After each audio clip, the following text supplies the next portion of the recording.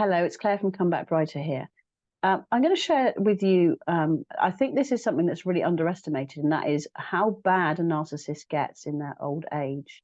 Now, what I think is as they get older, the mask slips, they get like bored and tired of maintaining the charade of being a human being. They get bored and fed up with pretending that they care about other people, that they're interested in other people.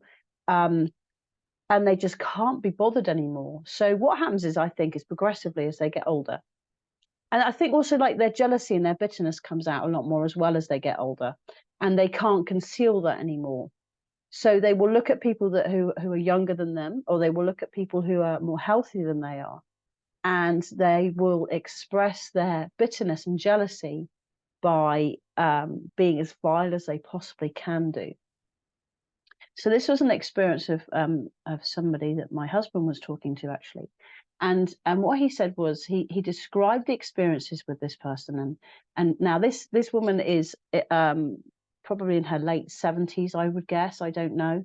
So she comes across as a little harmless little old lady, and she's kind of a bit doddery. She's kind of a bit like seems to be a little bit forgetful, a little bit I don't know, just and she seems to be harmless. Now what he describes is that what happened was she was like a grandmother to his children. Okay, so they had a really, really great relationship, and with his children too. So between all of them, the whole family had a great relationship. This woman, who they looked at as being really grandmotherly, and then what happened was she turned, and he described her as going from like a grandmother to a witch.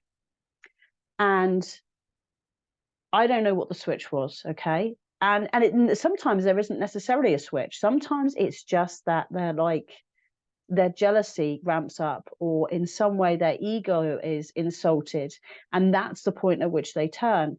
But they will turn, and it could take years.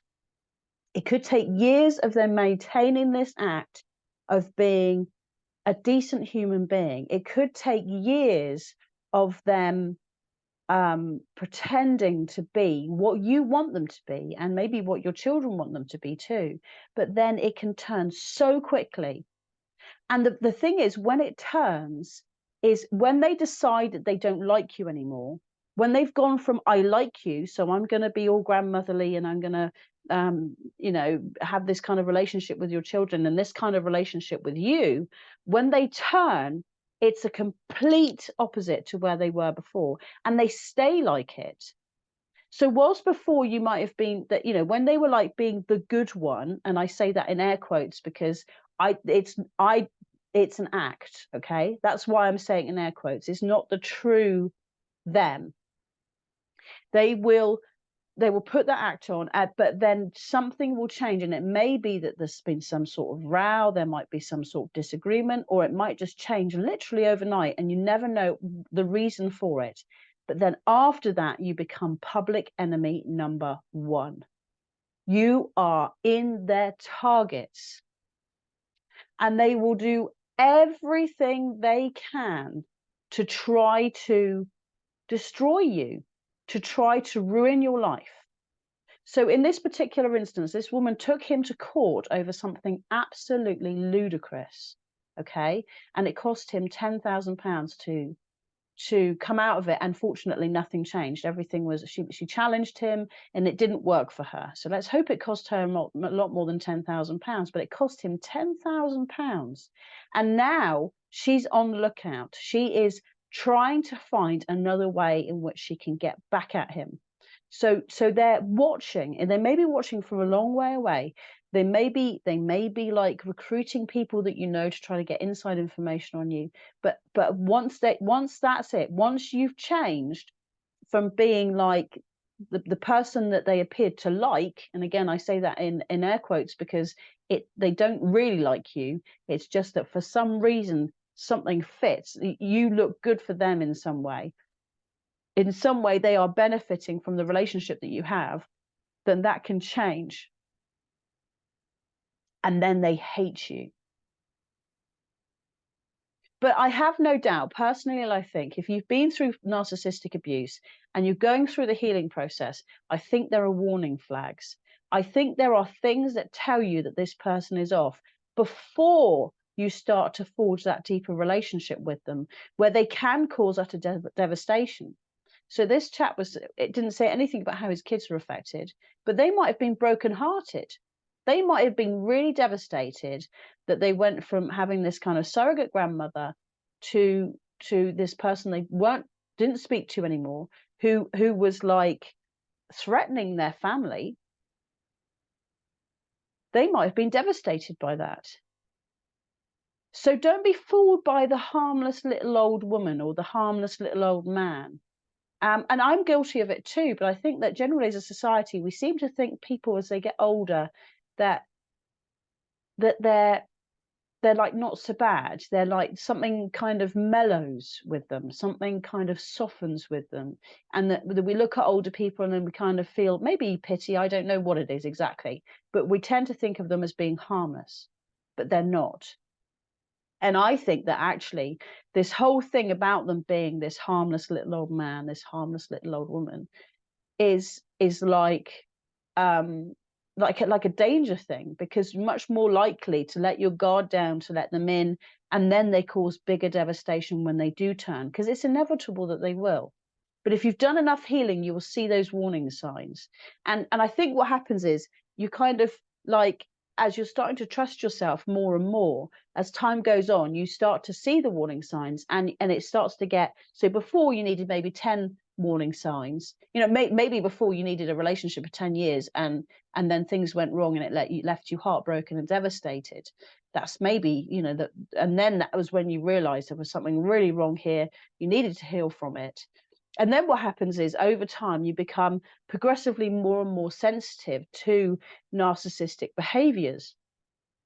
So then what might have been like 10 red flags for somebody, the next time it becomes 5, and the next time it becomes 2, and the next time you're like 1, and you're talking about it a bit, and you're like trying to work out, hang on, they did this thing and they did this thing and they did this thing, and that's not good. I'm not very happy about those things. Those are all red flags before you throw yourself in there with both feet.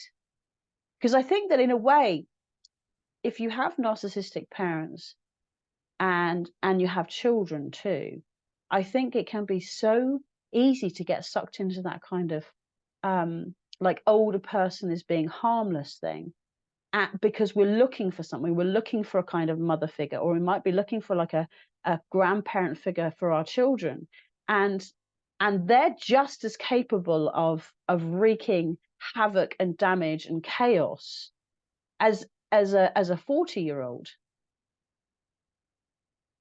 And in my personal experiences with a narcissist that I've known, especially when they lost their partners, that seems to be a really big breaking point. So in both cases, they both lost their husbands. They both died. Both their husbands died. And that was when their vileness really started to come out. It was like their husbands had tempered them a little bit, but also because they had their husbands to scapegoat, I suppose, or a source of attention from someone else. And then when they're left on their own, they've got to claw back that attention from other people, and they get so desperate for it. They need it so much that they're like clawing at people to stop them from leaving. And that's when all their violence comes out, all their jealousy, all their bitterness, all their anger, all their frustration comes out. So just be really careful. Just be really careful and watch people.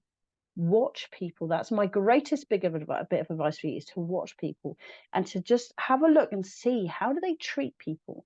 Do they treat people with genuine and sincere compassion? Because you can't fake that. You can't fake compassion.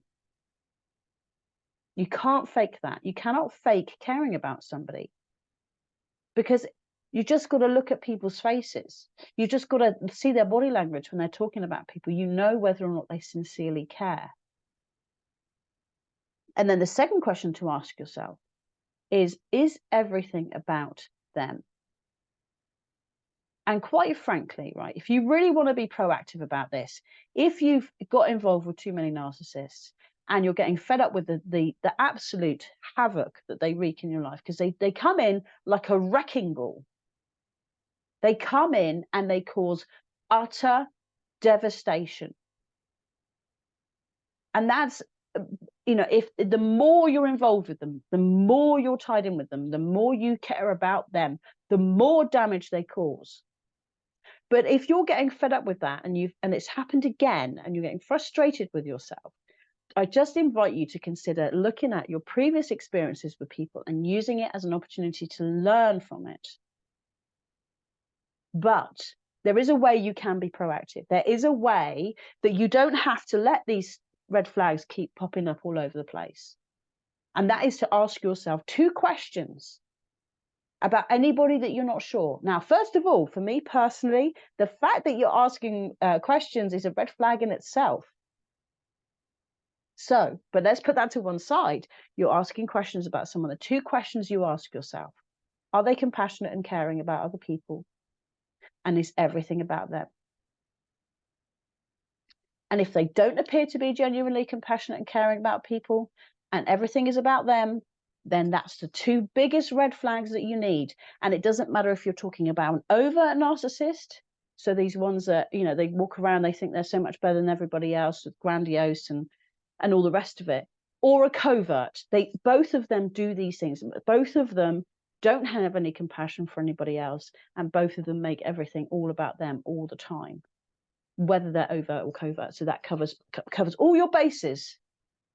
So ask yourself those 2 questions and then go from there. I hope that this helps. If you need me, I'm here for you. Reach out to me, Clare, CLARE, comebackbrighter@gmail.com. Bye.